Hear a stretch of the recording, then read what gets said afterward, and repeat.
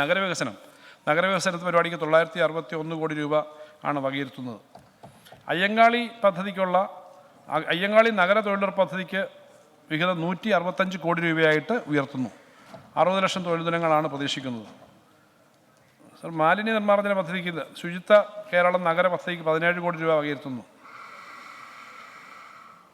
Regional solid waste management ലോക bank വായ്പയോട് നടപ്പിലാക്കുന്ന ഈ പദ്ധതിക്ക് 120 കോടി രൂപ വകയിരുത്തുന്നു. തിരുവനന്തപുരം വികസന അതോറിറ്റിക്ക് 4 കോടി രൂപ, വിശാല കൊച്ചി വികസന അതോറിറ്റിക്ക് 3 കോടി രൂപ എന്നിങ്ങനെ മാറ്റിവെക്കുന്നു. സ്മാർട്ട് മിഷൻ പദ്ധതിയുടെ നടത്തിപ്പിന് സംസ്ഥാന വിഹിതമായി 100 കോടി രൂപ വകയിരുത്തുന്നു. സർ, ദീൻ ദയാൽ അന്ത്യോദയ യോജനയ്ക്കുള്ള സംസ്ഥാന വിഹിതമായി 34.5 കോടി രൂപ വകയിരുത്തുന്നു. സർ, വാർത്താ വിതരണവും പ്രചരണവും മേഖലയ്ക്ക് ആകെ 37.2 കോടി രൂപ വകയിരുത്തുന്നു. ഇതിൽ പ്രസ് ഇൻഫർമേഷൻ സർവീസിനായിട്ടുള്ള 3.5 കോടി രൂപയും ഓൺലൈൻ പബ്ലിസിറ്റി, IT, IEC സേവനങ്ങൾക്കായി 4.2 കോടി രൂപയും വിഷ്വൽ കമ്മ്യൂണിക്കേഷൻ പ്രവർത്തനങ്ങൾക്ക് 9 കോടി രൂപയും ഫീൽഡ് പബ്ലിസിറ്റിക്ക് 8.3 കോടി രൂപയും വകയിരുത്തുന്നു. സർ, പത്രപ്രവർത്തകരുടെ ആരോഗ്യ ഇൻഷുറൻസ് പദ്ധതിക്കായിട്ടുള്ള വിഹിതം 50 ലക്ഷത്തിൽ നിന്നും 75 ലക്ഷമായി വർദ്ധിപ്പിക്കുന്നു. തൊഴിലും തൊഴിലാളി ക്ഷേമവും ഈ മേഖലയിലെ വകുപ്പുകൾക്കും സ്ഥാപനങ്ങൾക്കായി 464.44 കോടി രൂപ അനുവദിക്കുന്നു.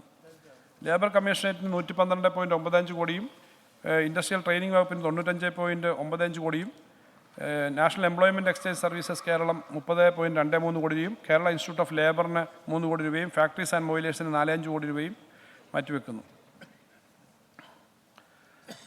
പരമ്പരാഗത തൊഴിൽ മേഖലകളായ ബീഡി, ഖാദി, മുള, ചൂരൽ, മത്സ്യബന്ധനവും സംസ്കരണവും, കശുവണ്ടി, കയർ, തഴപ്പായ, കരകൗശല നിർമ്മാണം മുതലായ മേഖലകളിലെ തൊഴിലാളികൾക്ക് 1250 രൂപ നിരക്കിൽ ധനസഹായം നൽകുന്നതിനുള്ള പദ്ധതിക്കായി 90 കോടി രൂപ ആണ് വകയിരുത്തുന്നത്.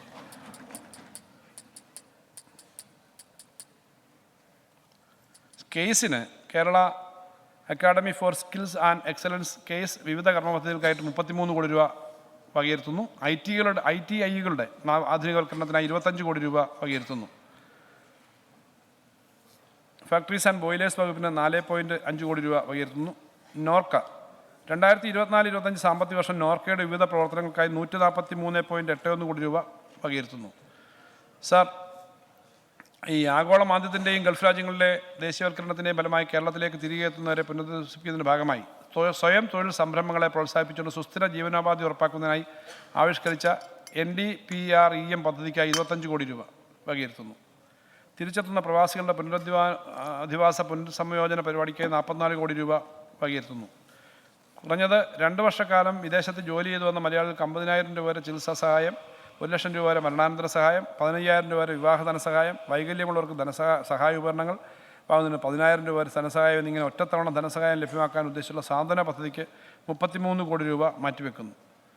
Kerala non resident Keralites welfare board മുഖേനയുള്ള ക്ഷേമ പദ്ധതികൾക്ക് 12 കോടി രൂപ വെക്കുന്നു. സർ, പട്ടികജാതി ഉപപദ്ധതിക്കായി 2,974.4 കോടി രൂപ വകയിരുത്തുന്നു. ഇത് സംസ്ഥാന പദ്ധതി അടങ്കലിൻ്റെ 9.81%. ഇതിൽ 1,341 കോടി രൂപ തദ്ദേശ സ്വയംഭരണ സ്ഥാപനങ്ങൾക്ക് വിഹിതമാണ്. സാർ, പാലക്കാട് മെഡിക്കൽ കോളേജിലെ നിർമ്മാണ പ്രവർത്തനങ്ങൾക്കായി 50 കോടി രൂപയും പോസ്റ്റ് മെട്രിക് വിദ്യാർത്ഥികൾക്ക് സ്കോളർഷിപ്പ് വിതരണം ചെയ്യുന്നതിന് അധിക സഹായമായി 150 കോടി രൂപയും അനുവദിക്കുന്നു.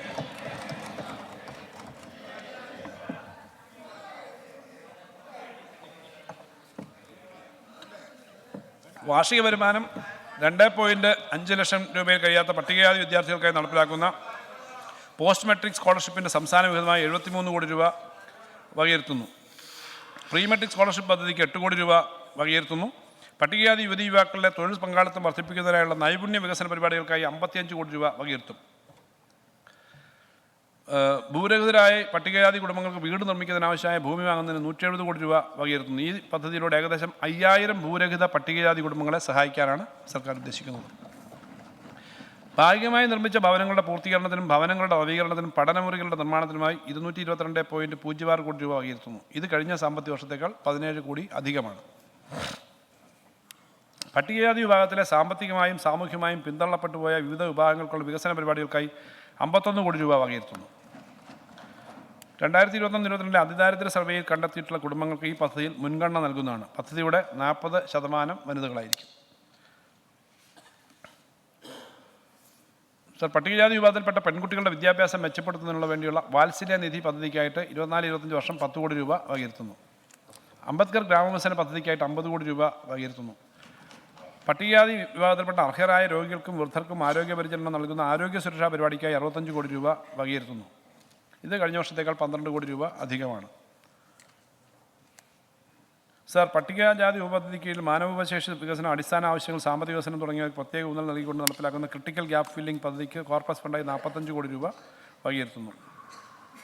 പട്ടികവർഗ വികസനം വികസനത്തിനായി 859.5 കോടി രൂപ വകയിരുത്തുന്നു. സംസ്ഥാന പദ്ധതി അടങ്കലിൻ്റെ 2.83%. 2011 സെൻസസ് പ്രകാരമുള്ള പട്ടികവർഗ ജനസംഖ്യാ ശതമാനമായ 1.45%-ത്തേക്കാൾ ഉയർന്നതാണിത്. പട്ടികവർഗ ഉപപദ്ധതി വിഹിതമായ 850.5 കോടി രൂപയിൽ 201.55 കോടി രൂപ തദ്ദേശ സ്വയംഭരണ സ്ഥാപനങ്ങൾക്കുള്ള വിഹിതമാണ്. പട്ടികവർഗ വിദ്യാർത്ഥികൾക്ക് പ്രോത്സാഹനവും സഹായവും നൽകുന്ന പദ്ധതികൾക്കായിട്ടുള്ള വിഹിതം കഴിഞ്ഞ വർഷത്തെ വിഹിതമായി 8.75 കോടിയിൽ നിന്ന് 9.2 കോടിയായിട്ട് വർദ്ധിപ്പിക്കുന്നു. സർ, പട്ടികവർഗ വിദ്യാർത്ഥികൾക്ക് വിദ്യാഭ്യാസം പ്രോത്സാഹിപ്പിക്കാനുള്ള വിവിധ പദ്ധതികൾക്കായിട്ട് 52.1 കോടി രൂപ വകയിരുത്തുന്നു. പോസ്റ്റ് മെട്രിക് സ്കോളർഷിപ്പ് 12 കോടി രൂപ വകയിരുത്തുന്നു. സർ, പട്ടികവർഗ വിഭാഗത്തിലെ വിദ്യാസമ്പന്നർക്കിടയിൽ സംരംഭകത്തിനും സ്റ്റാർട്ടപ്പുകൾക്കും പ്രോത്സാഹനം നൽകുന്നതിന് പുതുതായി വിഭാവനം ചെയ്യുന്ന ഉന്നതി പദ്ധതി. ഇത് അനുസരിച്ച് സ്റ്റാർട്ടപ്പുകൾക്ക് 10 ലക്ഷം രൂപ പ്രാരംഭഘട്ടത്തിൽ സഹായം നൽകും. ഈ പുതിയ പദ്ധതിക്കായിട്ട് 2 കോടി രൂപ വെക്കുന്നു. സർ, വ്യോമയാന മേഖലയിലെ തൊഴിലവസരങ്ങൾ പ്രയോജനപ്പെടുത്തുന്നതിൻ്റെ വാർത്തകൾ നമ്മൾ വായിച്ചതാണ്. പട്ടികവർഗ മേഖലയിലെ അഭ്യസ്ത വിദ്യാർത്ഥികൾക്ക് തൊഴിലില്ലായ്മ പരിഹരിക്കുന്നതിന് വേണ്ടി വിഭാവനം ചെയ്യുന്ന പുതിയ നൈപുണ്യ വികസന പരിപാടിയായ വിങ്സിന് 2 കോടി രൂപ വകയിരുത്തുന്നു. സർ, MGNREGS നൽകുന്ന 100 ദിവസ തൊഴിലിന് പുറമെ പട്ടികവർഗ കുടുംബങ്ങൾക്ക് 100 ദിവസത്തെ അധിക തൊഴിൽ കൂടി നൽകുന്ന കേരള ട്രൈബൽ പ്ലസ് പദ്ധതിക്കായിട്ട് 35 കോടി രൂപ വകയിരുത്തുന്നു. മോഡൽ റെസിഡൻഷ്യൽ സ്കൂളുകൾക്ക് 57 കോടി രൂപ വകയിരുത്തുന്നു. സർ, ജനനി ജന്മരക്ഷാ പദ്ധതിയുടെ സാമ്പത്തിക സഹായം 17 കോടി വകയിരുത്തുന്നു. പട്ടികവർഗ്ഗക്കാർക്കിടയിലെ ദാരിദ്ര്യം, പോഷകാഹാരക്കുറവ് എന്നിവ ഇല്ലാതാക്കുന്നതിനുള്ള സംസ്ഥാനത്തെ എല്ലാ ജില്ലകളിലും പട്ടികവർഗ മേഖലയിൽ ആവശ്യമായ ഭക്ഷ്യധാന്യങ്ങൾ ലഭ്യമാക്കുന്നതിനുള്ള ഭക്ഷ്യസുരക്ഷാ പദ്ധതിക്കായിട്ട് 25 കോടി രൂപ വകയിരുത്തുന്നു. സമഗ്ര പട്ടികവർഗ ആരോഗ്യ സംരക്ഷണ മേഖലയ്ക്കായി 32 കോടി രൂപ വകയിരുത്തുന്നു. ലൈഫ് പദ്ധതികളുടെ ഭാഗമായിട്ട് ലൈഫ് മിഷൻ പദ്ധതി ആരംഭിക്കുന്നതിന് മുമ്പായി നിർമ്മാണം തുടങ്ങിയ വീടുകളുടെ പൂർത്തീകരണവും ജീർണാവസ്ഥയിലുള്ള വീടുകളുടെ പുനരുദ്ധാരണവും ലക്ഷ്യമിടുന്നതിന് 70 കോടി രൂപ വകയിരുത്തുന്നു. ഭൂരഹിതരായ പട്ടികവർഗ്ഗക്കാരുടെ പുനരധിവാസം പദ്ധതിക്കായി 42 കോടി രൂപ വകയിരുത്തുന്നു. പട്ടികവർഗ മേഖലയിൽ നടപ്പിലാക്കുന്ന വിഭവശേഷി പദ്ധതിക്കായിട്ട് 33.25 കോടി വകയിരുത്തുന്നു. സർ, മറ്റു വിഭാഗങ്ങളുടെ പിന്നോക്ക വിഭാഗങ്ങളുടെ ക്ഷേമ പദ്ധതിക്കായിട്ട് 167 കോടി രൂപ വകയിരുത്തുന്നു. പിന്നോക്ക വികസന ക്ഷേമ കോർപ്പറേഷൻ്റെ പ്രവർത്തനത്തിനായിട്ട് 9 കോടി രൂപ വകയിരുത്തുന്നു.